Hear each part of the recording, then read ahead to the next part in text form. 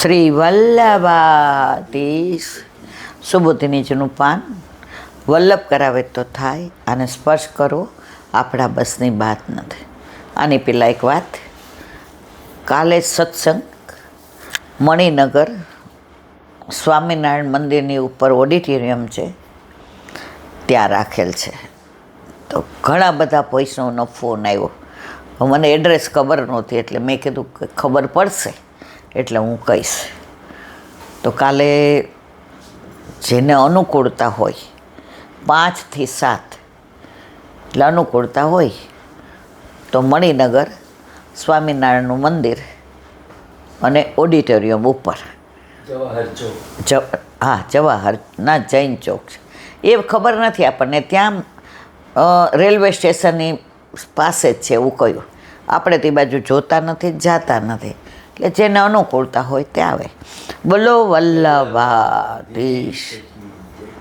પ્રથમ સ્કંદ અધિકાર લીલા અવાંતર ઉત્તમ અધિકારી તૃતીય પ્રકરણ અધ્યાય 7 એનો અધ્યાય 13 કારિકા. એવં ભાગવત શ્રોતુ દેહોત્પત્તિ નિરૂપિતા પુરુષયત્ર મુક્તિહિમ તન્મુક્ત્યર્થ નિરૂપતે. કારિકા નંબર 1. અર્થ: એવી રીતે ભાગવતના શ્રોતાના દેહની ઉત્પત્તિનું નિરૂપણ કર્યું.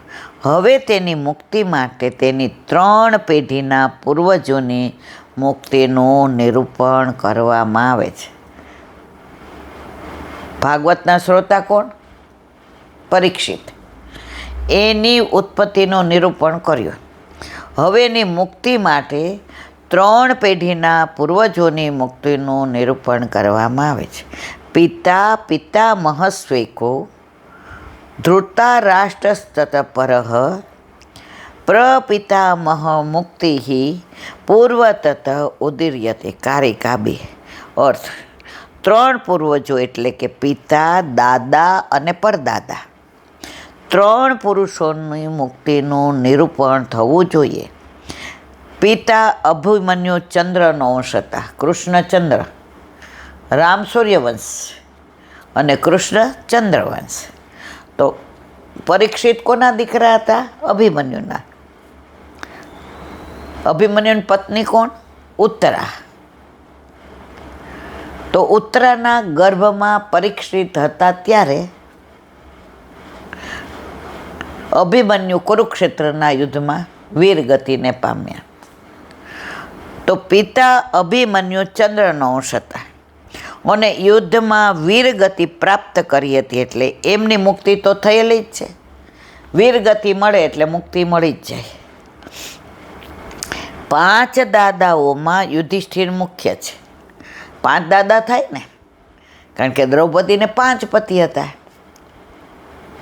એટલે પિતા 1 હતા અભિમન્યુ, પણ દાદા 5 હતા. એમાં મુખ્ય યુધિષ્ઠિર અને પરદાદા ધૃતરાષ્ટ્ર છે. તે બેની મુક્તિનું નિરૂપણ કરવાનું છે. તેમાંથી ધૃતરાષ્ટ્રની મુક્તિનું નિરૂપણ આ 13મા અધ્યાયમાં કરે છે. તતો ધ્યાયપ્ત એનૈવ દ્વિરૂપત્વાત્ પિતામહે સનિમિત્તાના મુક્તિમાં હેતુ કાર્ય વિભેદત. અર્થ: મુક્તિ થવાનો હેતુ અને મુક્તિરૂપ કાર્ય 2 વિશિષ્ટ ભેદો યુધિષ્ઠિરમાં હોવાથી 14મા અને 15મા અધ્યાયમાં તેમની મુક્તિનું નિરૂપણ છે. પ્રકાશકાર અહીં સ્પષ્ટ કહે છે કે ભગવાન ભૂતલ ઉપરથી પધાર્યા એ તેની મુક્તિ થવામાં કારણ છે, અને પછી ઇન્દ્રિયો વગેરેના લયનું ચિંતન કર્યું. તે મુક્તિરૂપ કાર્યમાં નિયામક છે. ભગવાનના પ્રયાણને સૂચવનાર ઉત્પાત યુધિષ્ઠિરે જોયા. ભગવાન જ્યારે ભૂતલ છોડીને પધાર્યા ત્યારનું બધું યુધિષ્ઠિરે જોયું. તે નિમિત્તની સાથે 14મા અને 15મા અધ્યાયથી યુધિષ્ઠિર વગેરેની મુક્તિનું નિરૂપણ થશે. તેમાં 14મા અધ્યાયમાં યુધિષ્ઠિરે ઉત્પાતો જોયા તેનું વર્ણન જોયું, જ્યારે 15મા અધ્યાયમાં તે બધાને છોડી ચાલી નીકળ્યા અને મુક્ત થયા તેનું નિરૂપણ છે. અમુક્તિ પિતૃકા મુક્તિ નાપ્યો ન વિત્તિતિ વાર્યતે અતો નિશ્ચિંતયા સિદ્ધે ચિત્ત શુદ્ધિરિહોચ્યતે. કારિકા 4. અર્થ: જેના પૂર્વજો પિતા દાદા વગેરે મુક્ત ન થયા હોય તેની મુક્તિ થતી નથી. પિતા દાદા જેના મુક્ત ન થયા હોય એની મુક્તિ થતી નથી. માટે પરીક્ષિતના પિતા વગેરેની મુક્તિ થઈ છે એમ કહ્યું છે. એટલે રાજા પરીક્ષિત એ બાબતમાં નિશ્ચિંત છે. અધ્યાય 13, 14 અને 15 એ 3 અધ્યાયથી યુધિષ્ઠિરના ચિત્તની શુદ્ધિ કહેલી છે. તે મુક્તિમાં ઉપકાર કરનાર છે. તે માટે 3 પૂર્વ પુરુષોની મુક્તિ રાજાની મુક્તિને સિદ્ધ કરનાર છે. તતો દ્વેયે ન ઇન્દ્રિયાણામ રાજશૌર્યાદિવર્ણેન તતો વૈરાગ્ય સત્સંગાધિકાર ફલોન્મુખ તતો ભવતી પુષ્ટોપી નાન્યથેતિ કથા. કારિકા નંબર 5. અર્થ: પછી 16મા અને 17મા 2 અધ્યાયોમાં રાજ્ય શૌર્ય વગેરેના વર્ણનથી ઇન્દ્રિયોની શુદ્ધિ કહેવામાં આવશે. 18મા અધ્યાયમાં વૈરાગ્ય અને 19મા અધ્યાયમાં સત્સંગનું નિરૂપણ કરવામાં આવશે. તેનાથી તેને ફળ પ્રાપ્ત કરવાનો અધિકાર મળશે. ભાગવતની કથાના શ્રોતા હોવાથી રાજા પરીક્ષિત પુષ્ટ અનુગ્રહિત થાય છે.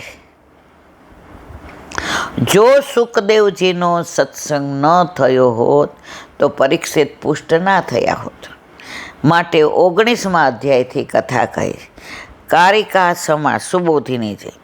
તેમાંથી પહેલાં ધૃતરાષ્ટ્રની મુક્તિ કહેવામાં આવે છે. તે જ્ઞાનથી સિદ્ધ થાય એવી હોવાથી ધૃતરાષ્ટ્રને જ્ઞાન પ્રાપ્ત થાય છે. માટે પહેલાં વિદુરજીના આગમનની કથા કહેવામાં આવી છે. તેમાં વિદુરજી અવાંતર વ્યાપાર રૂપ છે, અથવા વિદુરજી ધર્મરાજાનો અવતાર હોવાથી તેમણે ધૃતરાષ્ટ્રને ઉપદેશ આપ્યો, તેથી ગુરુ છે. મહાભારત ઉદ્યોગ પરમાં કથા છે કે ધૃતરાષ્ટ્રને વિદુરજીએ નીતિ કહેલી, પણ જ્ઞાનનો ઉપદેશ આપવાનો મારો અધિકાર નહીં એમ કહી સનત સુજાતને બોલાવીને તેમની પાસે ધૃતરાષ્ટ્રને જ્ઞાનનો ઉપદેશ અપાવેલો. તો પછી અહીં જ્ઞાનનો ઉપદેશ કેમ આપ્યો એવી શંકા થાય. તેના સમાધાન માટે કહે છે કે ભગવાન શ્રી કૃષ્ણે પ્રભાસ લીલાના સમયમાં વિદુરજીને યાદ કરીને મૈત્રેયને આજ્ઞા કરી કે તમે વિદુરજીને જ્ઞાનનો ઉપદેશ આપજો. તે પ્રમાણે વિદુરજીને મૈત્રેય ઋષિએ ઉપદેશ આપ્યો હતો.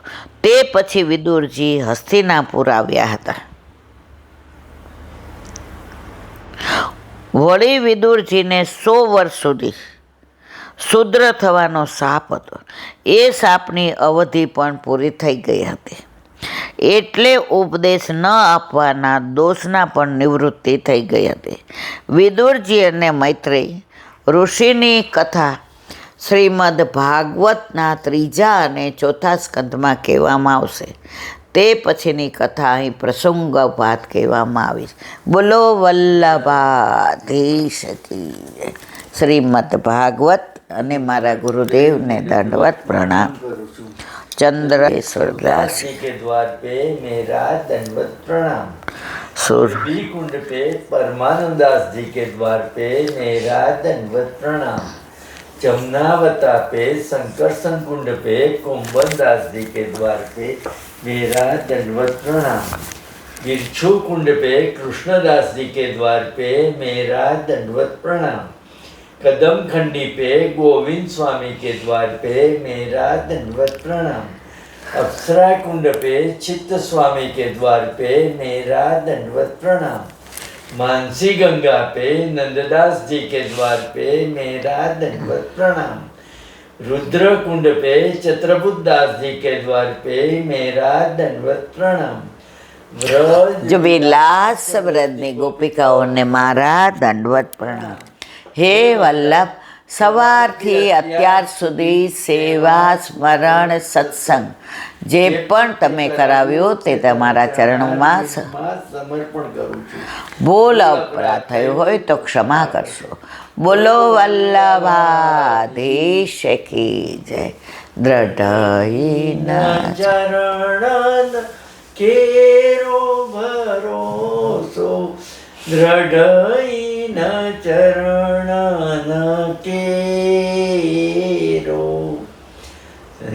શ્રી વલ્લભના ચંદ્ર છટાવીન સબ જુગ માય અંધેરો ભરોસો, દ્રઢ ચરણ કેરો।